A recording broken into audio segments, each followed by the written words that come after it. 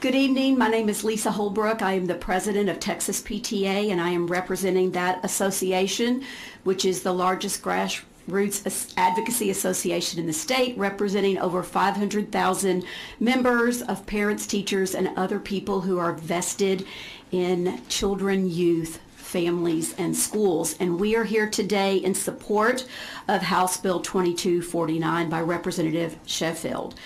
We are here to testify about school safety. We are concerned about children who have chronic illness and disease that suppresses their immune system.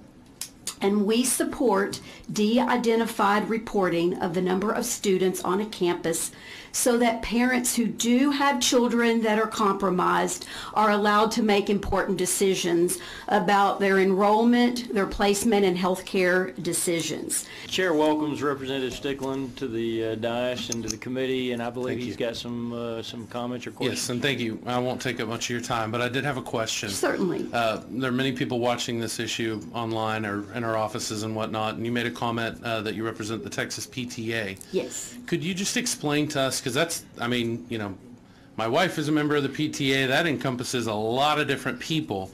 I'm just curious as to how, this is the first time I've heard of the Texas PTA taking a position on a bill.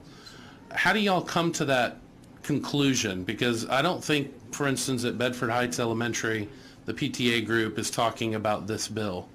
And so, when was this policy adopted by the Texas PTA? This particular priority, I will say that Texas PTA, along with our parent organization, National PTA, has always had policies as it related to immunizations as well as protecting the health of immunized, those that are compromised, their immune systems are compromised. So the process is they generally came together, the delegates, and can you give me an idea of how many delegates were at the last? We have an annual meeting that takes place in July, and we have anywhere from 3,000 to 4,000 people who attend. Okay. I know Representative Sheffield introduced this bill in its form 2 years ago. 2 years ago, okay. This specific bill, though, wasn't debated. It was a broader issue, and then maybe the board gets together and says this is a bill that aligns with this priority? Or we have an advocacy committee that vets all types of our priorities based, again, driven by those positions and resolutions, and they are very detailed. They are not broad. They are very detailed. It would be helpful for me, at least, and I'm not a member of the committee, and I appreciate the time, but could we get a copy of what was passed that you think aligns with this? Is it available for us to see? Are you asking? Yes, on our website. You can go on our website, www.txpta.org, click on the advocacy tab, and we have a running list of everything that we are in support and in opposition to in the 4 areas in which we concentrate. Representative Stickland? Yes, thank you for your testimony, and thank you for letting me ask a question. Are you at all aware of the, did you hear the testimony from the Texas PTA? I did. Are you familiar with how their process works?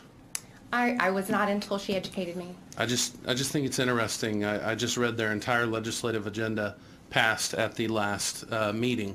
Never once was vaccines mentioned, campus reporting, or anything to do with medical information. I also read the entire list, updated as of March 20th of this year, with the list of the 17 bills that they were taking a positive position on, and I found it interesting that this one was not listed. So it would be interesting to know if we could get further clarification on the questions that we asked, but I just read their entire website and it was not included. I find that interesting as well. Thank you. Thanks.